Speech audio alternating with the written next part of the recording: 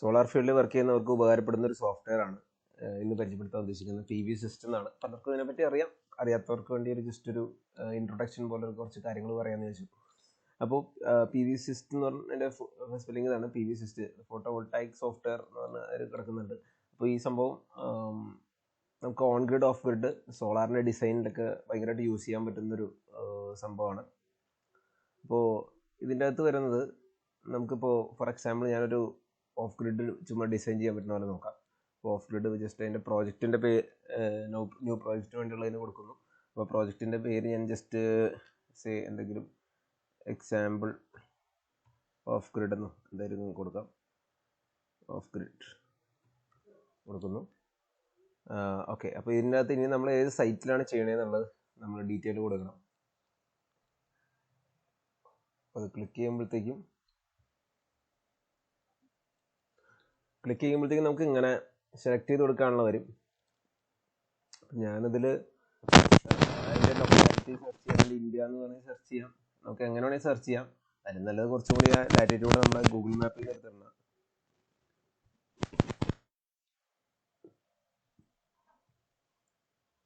നമുക്ക് കൃത്യമായിട്ടുള്ള സ്ഥലത്തുള്ള ലൊക്കേഷൻ കറക്റ്റായിട്ട് അത് നോട്ട് ചെയ്യാൻ പറ്റും. ഇതിൻ്റെ അകത്ത് ഇപ്പോൾ ഇന്ത്യ എന്ന് പറഞ്ഞപ്പോൾ ഒരു ജനറലായിട്ടൊരു സ്ഥലത്താണ് വന്നേക്കുന്നത്. ഏതൊരു ലൊക്കേഷനിലുള്ള ഒരു പാട്ടാണ് വന്നേക്കുന്നത്. നമുക്ക് അത് പോരാ. അപ്പോൾ ഞാൻ ജസ്റ്റ് നമ്മുടെ ലേക്ക് ഷോർ ഹോസ്പിറ്റൽ, ഇവിടെ എറണാകുളത്തുള്ള ലേക്ക് ഷോർ ഹോസ്പിറ്റലിൻ്റെ ഒരു എക്സാമ്പിൾ ഞാൻ വെറുതെ പെട്ടെന്ന് എനിക്ക് തോന്നി ഒരു എക്സാമ്പിൾ എടുക്കണം. അതിൽ വേറെ ഒന്നുമില്ല. അപ്പോൾ അതിൻ്റെ അകത്ത് ഗൂഗിൾ മാപ്പ് എടുത്തിട്ട് റൈറ്റ് ക്ലിക്ക് ചെയ്ത് അതിൻ്റെ അകത്ത് അതിൻ്റെ കോർഡിനേറ്റ്സ് നമുക്ക് കിട്ടും. അപ്പോൾ ആ കോർഡിനേറ്റ്സ് ഞാൻ PV സിസ്റ്റത്തിലേക്ക് ഇടുകയാണ്.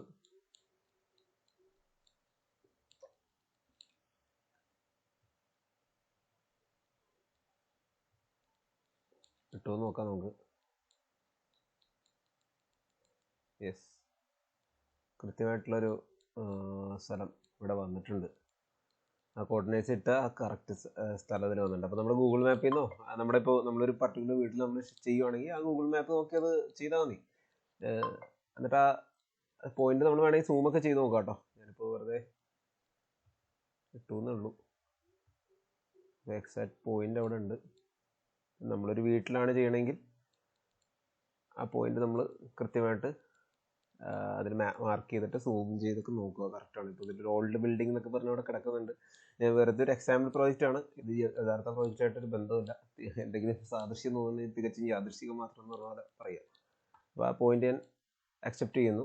അപ്പോൾ സൈറ്റ് നെയിം ചോദിക്കുന്നുണ്ട്, കുമ്പളം എന്നോ വാട്ടെവർ. അവിടെ വന്നപ്പോൾ ഇതിൽ ഞാൻ കൂടുതൽ അതിൽ ഒന്നും ചെയ്യാൻ നിൽക്കുന്നില്ല. ബാക്കിയുള്ള ഡീറ്റെയിൽസ് എല്ലാം അതിൽ വന്നിട്ടുണ്ട്.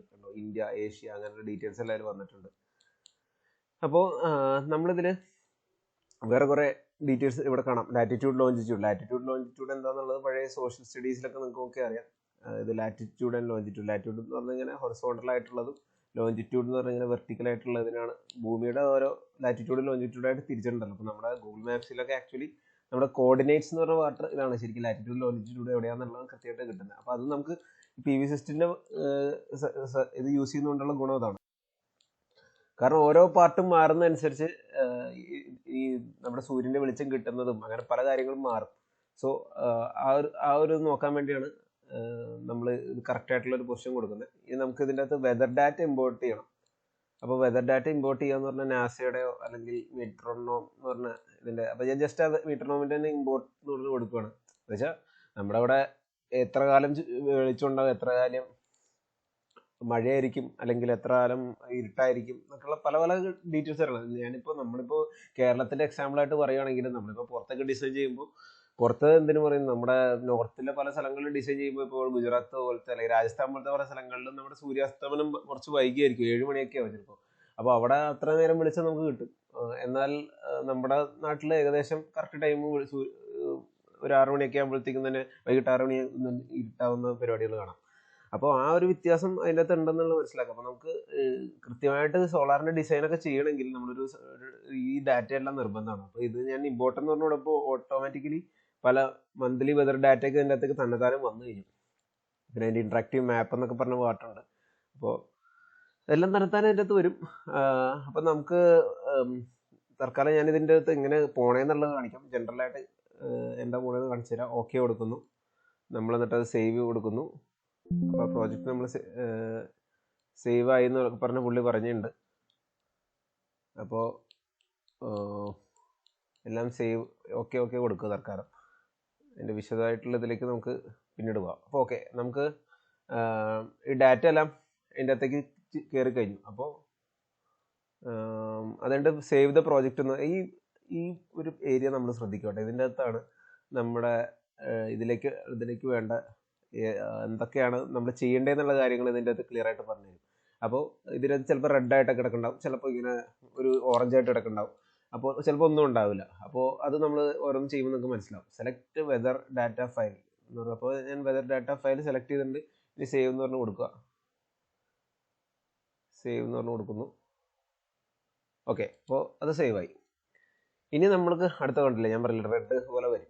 അപ്പോൾ അതിൻ്റെ അകത്ത് സെലക്ട് പ്ലെയിൻ ഓറിയൻറ്റേഷൻ എന്ന് പറഞ്ഞാൽ വേറെ ഒന്നുമല്ല, നമ്മുടെ പാനൽ എങ്ങനെ വെക്കണം എന്നുള്ള ഒരു കാര്യമാണ് അതിൻ്റെ അകത്ത് പറയുന്നത്. അപ്പോൾ നമ്മുടെ അവിടുത്തെ നമുക്ക് പല രീതിയിൽ ഇത് വെക്കാൻ പറ്റും.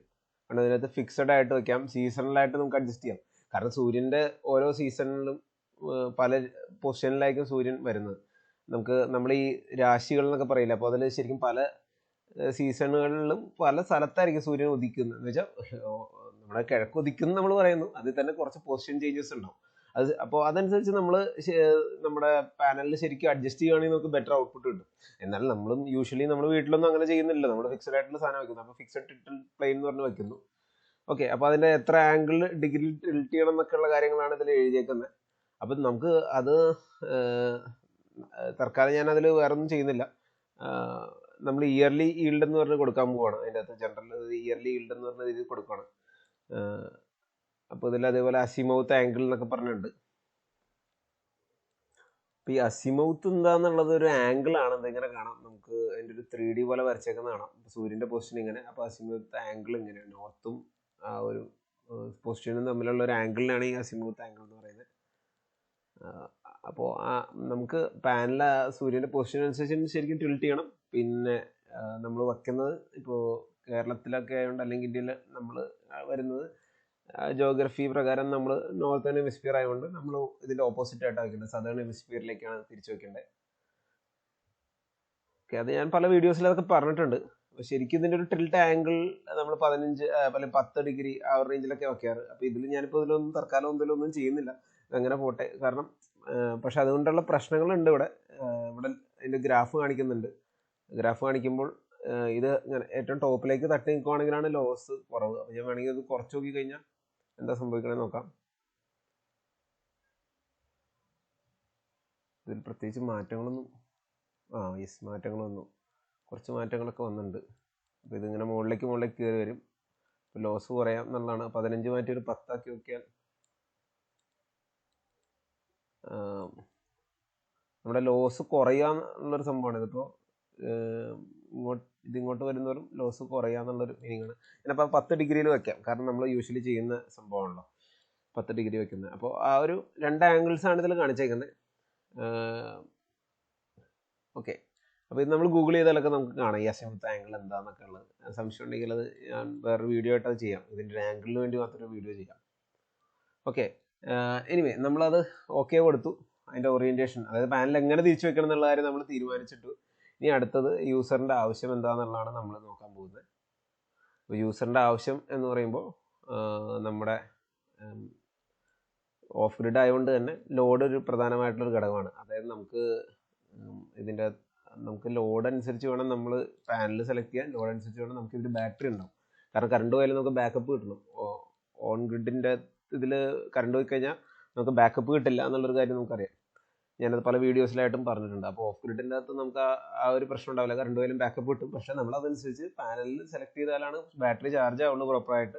അതുകൂടാതെ നമ്മൾ ബാറ്ററിയുടെ സൈസ് കൂട്ടുന്നതിനൊക്കെ അനുസരിച്ച് നമുക്ക് എത്ര നേരം അത് കിട്ടുക എന്നുള്ളത് വരുള്ളൂ. അപ്പോൾ നമ്മൾ ഇങ്ങനെ ജസ്റ്റ് ഇത് 1, 2 എന്നൊക്കെ പറഞ്ഞാൽ നമുക്ക് നമ്പർ ഇടാൻ പറ്റും. ഓക്കെ, ഞാനിപ്പോൾ ജസ്റ്റ് 1 എന്ന് പറഞ്ഞിട്ടു. LED ലാംപ്സ് അങ്ങനെയുള്ള ലാമ്പുകൾ, ഇതൊരു ഊഹമായിട്ടാണ് ഞാൻ പറയുന്നത്. ഒരു ലാമ്പിൻ്റെ പവർ എത്രയാണെന്നുള്ളത് ഞാൻ നമുക്ക് എത്ര ലാംപ്സ് ഉണ്ട് ടോട്ടൽ അതെല്ലാം കൂട്ടിയിട്ട് ഞാനൊരു സേ നമ്പർ എന്ന് പറഞ്ഞു കഴിഞ്ഞാൽ എത്ര എണ്ണം എന്നാണ് കേട്ടോ. ഓക്കെ, ഞാനിപ്പോൾ ജസ്റ്റ് ഇതിൻ്റെ വാട്ടേജൊക്കെ ഇതിൽ എൻ്റർ ചെയ്ത് കൊടുക്കുക. എണ്ണം എത്ര എണ്ണം ഉണ്ട്, എത്ര വാട്ട്സിൻ്റെ ആണ് എന്നൊക്കെ ഇങ്ങനെ എൻ്റർ ചെയ്ത് വിടുവാണ്. ഞാൻ വെറുതെ 75 വാട്ട്സ് ഒക്കെ പറഞ്ഞു, 75 വാട്ട്സ് എന്ന് പറഞ്ഞ് കൊടുക്കുന്നു. അപ്ലയൻസസ്, അതിൻ്റെ വാട്ട്സ്, വേറെ എന്തെങ്കിലും നമ്മുടെ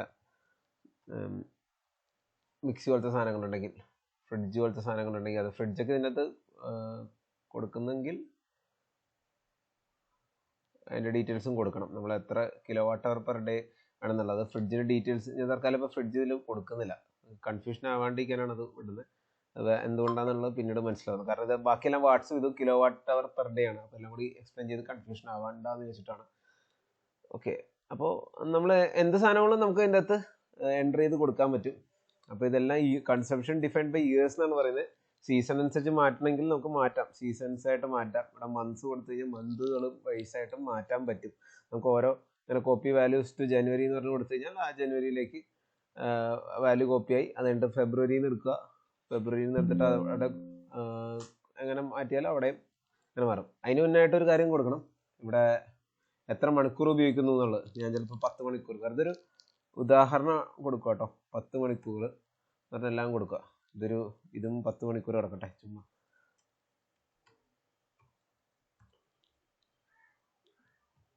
വെറുതെ എന്ത് വരുന്നൊന്നും അറിയണമല്ലോ, അപ്പോൾ അതിന് വേണ്ടി ചെയ്യുന്നതാണ്.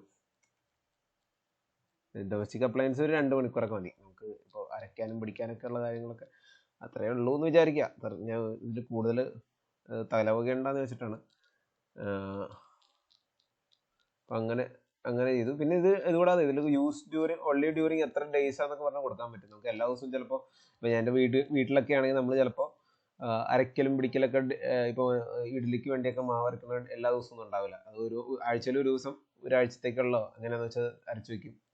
അപ്പോൾ അങ്ങനെ ചെയ്യാൻ പറ്റും. ഇനിയിപ്പോൾ ഞാൻ കൊടുത്ത സാധനങ്ങൾക്കെല്ലാം നമുക്ക് കൃത്യമായിട്ട് അവർ വൈസ് നമുക്ക് എങ്ങനെയാണ് അത് ഡിസ്ട്രിബ്യൂട്ട് ചെയ്യേണ്ടതെന്നുള്ളത് കൊടുക്കാമെന്ന് വെച്ചാൽ എനിക്ക് ഇങ്ങനെ ക്ലിക്ക് ചെയ്ത് കൊടുത്താൽ എത്ര മണിക്കൂർ, അതായത് നമ്മളൊരു ക്ലോക്ക് പോലെ ഇരിക്കണുണ്ടോ, 0 തൊട്ട് ഇങ്ങനെ 24 മണിക്കൂർ വരെ ഇങ്ങനെ വന്നേക്കുക. അതായത് ഫസ്റ്റ് വട്ടം ഇവിടെ നിന്ന് തുടങ്ങുക, അല്ലെങ്കിൽ എവിടെന്നാലും 0യിൽ നിന്ന് തുടങ്ങുക. 0, 1, 2, 3, 4, 5, 6, 7, 8, 9, 10, 11, 12. അപ്പോൾ ആദ്യത്തെ വട്ടത്തിൽ അങ്ങനെ 12 മണിക്കൂർ കംപ്ലീറ്റ് ആയി. അത് കഴിഞ്ഞ് ഇപ്പോൾ ഞാൻ ആ കൊടുത്ത പോലെ 10 മണിക്കൂർ എങ്ങനെയാണെന്നുള്ളത്, ഏത് ടൈമിലാണെന്നുള്ളതൊക്കെ ഒന്ന് പറഞ്ഞു മനസ്സിലാക്കുകയാണ് ഇതിൽ ചെയ്യുന്നത്. എത്ര മണിക്കൂർ എന്ന് പറഞ്ഞ് ഇപ്പം 5, 6, 7 ഇത് ജസ്റ്റ്, അതായത് നമ്മൾ 0 തൊട്ട് 12 മണിക്കൂർ വരെ ഒന്നും ഉപയോഗിക്കുന്നില്ല. അത് കഴിഞ്ഞിട്ട് 12 മണി കഴിഞ്ഞിട്ടാണ് ഇതെല്ലാം ഉപയോഗിക്കണേ എന്നുള്ള രീതിയിൽ, മനസ്സിലായല്ലോ. അപ്പോൾ ആ ഒരു സംഭവമാണ് ഇതിലിങ്ങനെ കൊടുക്കുന്നത്. അപ്പം അങ്ങനെ ഇപ്പോൾ 8.5 മണിക്കൂറായി, 9, ഒരു അരമണിക്കൂർ വെച്ചാട്ടോ ഇതിങ്ങനെ ഇൻക്രിമെൻ്റ് ആവുന്നത്. അപ്പം അങ്ങനെ 10 വേണ്ട, ഒന്നുകൂടി ക്ലിക്ക് ചെയ്തത് പോയിക്കോളൂ. ഷിഫ്റ്റ് വെച്ച് ക്ലിക്ക് ചെയ്താൽ പോട്ടെ, അതങ്ങനെ ഇരുന്നോട്ടെ. അത് ഞാൻ ക്ലിയർ ചെയ്യുന്നില്ല. അപ്പോൾ PC യും അതേപോലെ തന്നെ നമ്മൾ ക്ലിക്ക് ചെയ്ത് കൊടുക്കുന്നു.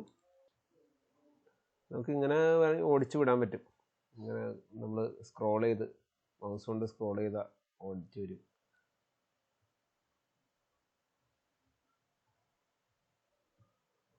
പത്ത് മണിക്കൂറായി. ഡൊമസ്റ്റിക് അപ്ലയൻസ് ഞാൻ 2 മണിക്കൂർ ഇട്ടിട്ടുള്ളൂ. അപ്പോൾ അതെങ്ങനെയാണെന്നുള്ള കേട്ടോ, ഞാൻ ചുമ്മാ അതിലൊരു ടൈം ഇടണം. നമുക്ക് കൃത്യമായിട്ട് ഇവിടെ ഈ സൈഡിൽ ഗ്രാഫിൽ കാണാം ഏത് ടൈമിലൊക്കെയാണ് വർക്ക് ചെയ്യണമെന്നുള്ളത് കൃത്യമായിട്ടിട്ടുണ്ട്. അതായത് 0 to 12 നമ്മൾ ഏറ്റവും പാതിരാത്രി 12 മണിയാണ് ഈ 0. അത് കഴിഞ്ഞിട്ട് അവിടെ നിന്ന് അങ്ങനെ വന്നത് ഉച്ചയ്ക്ക് 12 മണിയായി. 12 മണി കഴിഞ്ഞ് പിന്നെ 12, 13 അങ്ങനെ പോയിട്ട് നമ്മുടെ റെയിൽവേ ടൈം പറയില്ല അതുപോലെ. അപ്പോൾ അതാണ് സംഭവം കേട്ടോ. അപ്പോൾ അതങ്ങനെ കൊടുത്തു. അപ്പോൾ ഞാനിത് ഇയേഴ്സ് ആക്കി തിരിച്ചു വയ്ക്കുകയാണ് ഇവിടെ, അല്ലെങ്കിൽ നമുക്ക് ഓരോ മാസത്തേക്ക് കറക്റ്റായിട്ട് കൊടുക്കേണ്ടി വരും. അപ്പോൾ കൃത്യമായിട്ട് അവിടെ മണിക്കൂർ കറക്റ്റായിട്ട് അവിടെ മാറിയിട്ടുണ്ട്. ഞാൻ കൊടുത്ത പോലെ തന്നെ അവിടെ മാറിയിട്ടുണ്ട്. അപ്പോൾ ജസ്റ്റ് അത് കൊടുത്ത് ഓക്കെ കൊടുത്തു. അത് കഴിഞ്ഞ് വരുമ്പോൾ നമ്മുടെ സിസ്റ്റം എന്ന് പറഞ്ഞ സാധനം റെഡായിട്ട് കിടക്കണം. അവിടെ പ്ലീസ് ഡിഫൈൻ ദ സിസ്റ്റം എന്ന് പറഞ്ഞിട്ടുണ്ട്. അപ്പോൾ നമ്മൾ എന്ത് സിസ്റ്റമാണ് ചെയ്യാൻ പോണെന്നുള്ള, അതായത് ഇൻവെർട്ടർ, അതുകൂടാതെ നമ്മുടെ സോളാർ പാനൽ മുതലായ കാര്യങ്ങളെ പറ്റി നമ്മളിനി പറഞ്ഞു കൊടുക്കണം. അപ്പോൾ ആ ഒരു പാർട്ടാണ് ഇതിൻ്റെ അകത്ത് വരുന്നത്. അപ്പോൾ ആദ്യം ഇതിൻ്റെ അകത്ത് റിക്വസ്റ്റഡ് ഡേയ്സ് ഓഫ് നമ്മളിത് പറഞ്ഞതിന് മുമ്പ് റിക്വസ്റ്റഡ് ഡേയ്സ് ഓഫ് ഓട്ടോണമി എന്നുണ്ട്. അപ്പോൾ ഡേയ്സ് ഓഫ് ഓട്ടോണമി എന്താണെന്ന് ഞാൻ ചില വീഡിയോസിൽ പറഞ്ഞിട്ടുണ്ട്. വേറെ ഒന്നല്ല, എത്ര ദിവസം ഇത് നമുക്ക് ബാക്കപ്പ് ഇടണം. ഇപ്പോൾ സപ്പോസ് സൂര്യൻ്റെ വെളിച്ചം ഇല്ലാത്ത ചില രാജ്യങ്ങളിൽ അങ്ങനെ ഉണ്ടല്ലോ, അവർക്ക് കുറേ നേരം പകലും കുറച്ച് നേരം രാത്രി. അപ്പോൾ അങ്ങനെയുള്ള സ്ഥലങ്ങളിൽ എന്താ ചെയ്യേണ്ടത് എന്നുള്ള ആ ഒരു സംഭവമാണ് ഇതിൽ കിട്ടുന്നത്. ഞാനിപ്പോൾ ഒരു അല്ലെങ്കിൽ 2 ദിവസം ഇട്ടേക്കാം. 2 ദിവസം ഇപ്പോൾ അഥവാ നമ്മൾ മൊത്തത്തിൽ ഇരുട്ടായി പോയാലും ഇത് വർക്ക് ചെയ്യും എന്നുള്ള രീതിയിൽ.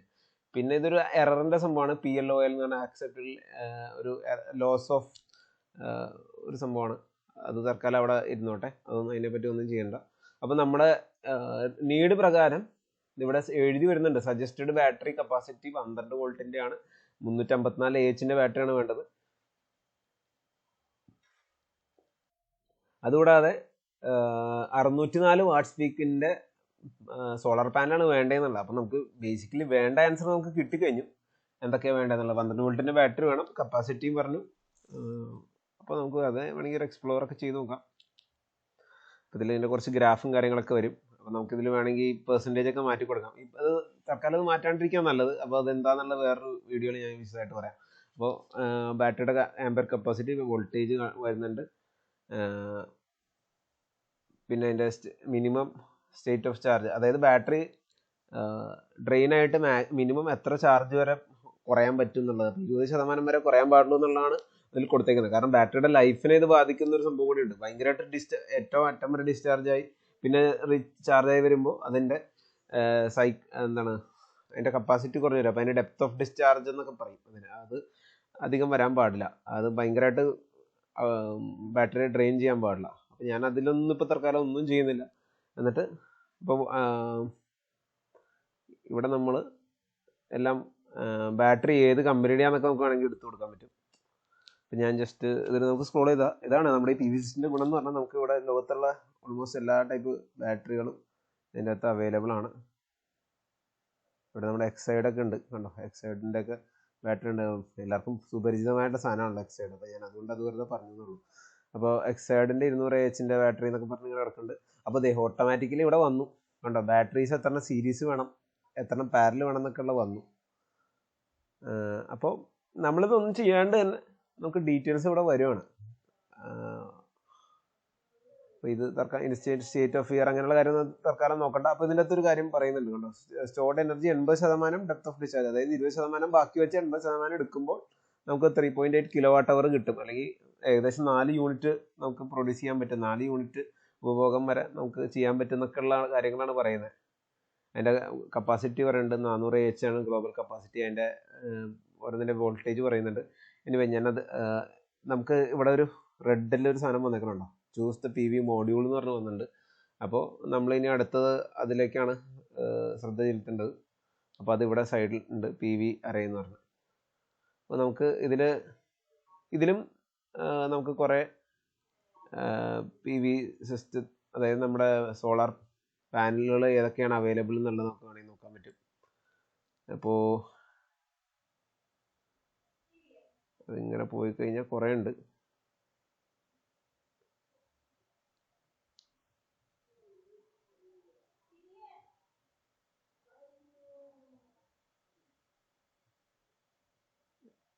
നമ്മൾ ജസ്റ്റ് ഇങ്ങനെ താഴത്തേക്ക് ഞാൻ വേഗം സ്ക്രോൾ ചെയ്തുകൊണ്ട്, കാരണം ഇഷ്ടം പോലെ ഉണ്ട്, ഇങ്ങനെ കാണിക്കാൻ വേണ്ടിയാണ്.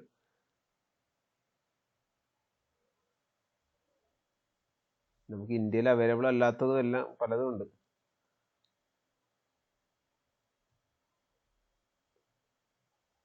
കാരണം അവരുടെ പലരുടെയും പല രീതിയിലായിരിക്കും അതിൻ്റെ വർക്കിംഗ് അല്ല. അപ്പോൾ അതുകൊണ്ട് ഇപ്പം ഞാൻ തൽക്കാലം ഇതിൽ ഏതെങ്കിലും ഒരെണ്ണം ഒന്ന് സെലക്ട് ചെയ്യാം കേട്ടോ. ജനറിക് എന്ന് പറഞ്ഞൊരു പാട്ട് സെലക്ട് ചെയ്യുക. ഞാൻ അദാനിയുടെ ഒക്കെ നോക്കിയിട്ട് കണ്ടില്ല, പെട്ടെന്ന് നോക്കിയപ്പോൾ കണ്ടില്ല.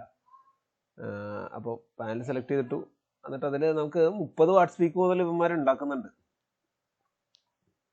ഞാൻ ജസ്റ്റ് വെറുതെ ഒരു 250 വെറുതെ എടുക്കുവാണേ. 250 ഞാനൊരു ഇത് നമുക്ക് സെലക്ട് ചെയ്യാം. അതാണ് അതിൻ്റെ ഒരു ഗുണം.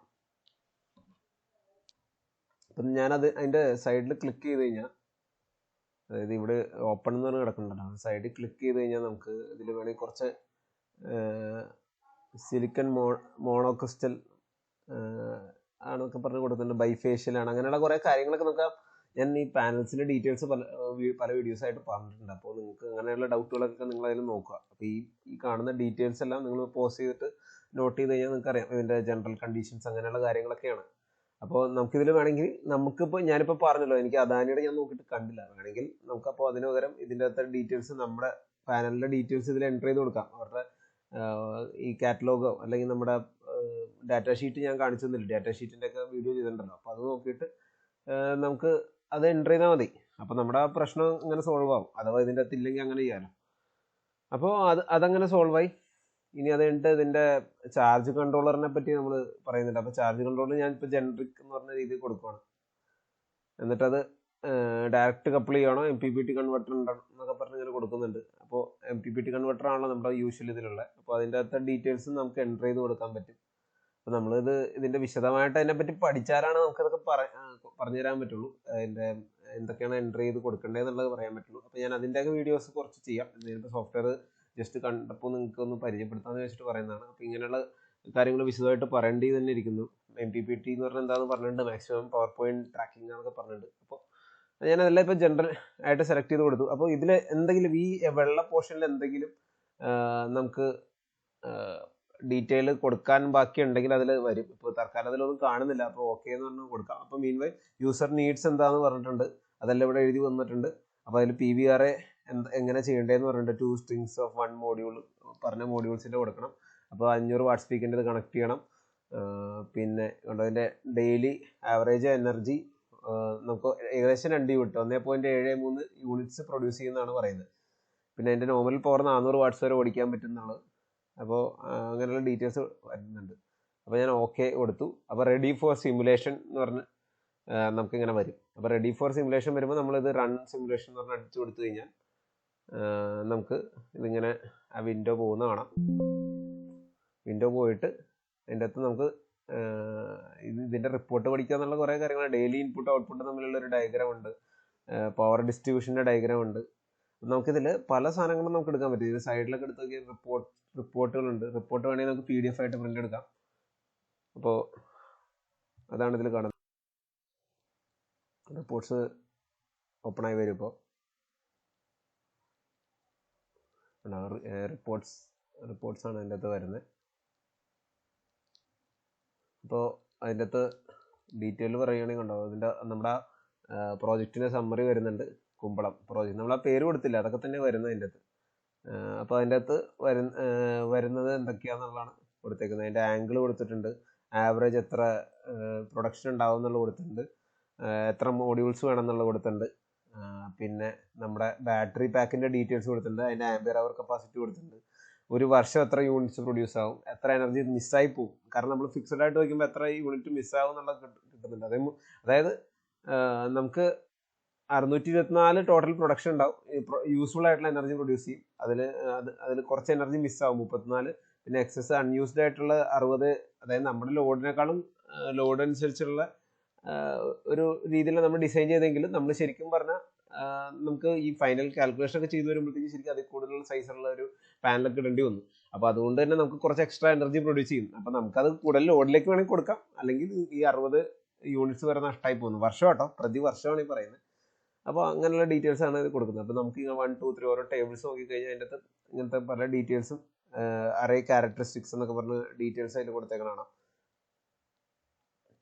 അപ്പോൾ നമുക്കെല്ലാം അതിൻ്റെ അകത്തുനിന്ന് റീഡ് ചെയ്ത് എടുക്കാവുന്നതാണ്.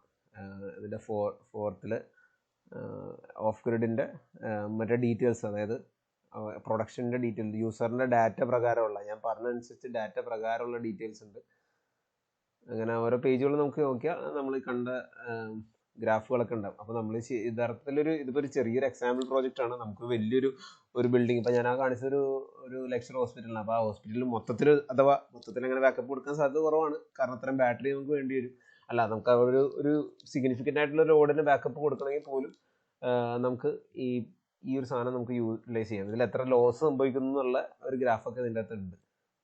അത് നമുക്ക് വേണമെങ്കിൽ നോക്കിയിട്ട് എന്തൊക്കെയാണ്, എവിടെയൊക്കെയാണ് ഗ്രാഫ്, എത്ര ശതമാനം ലോസസ് സംഭവിക്കുന്നുണ്ടെന്നൊക്കെ നോക്കാൻ പറ്റും.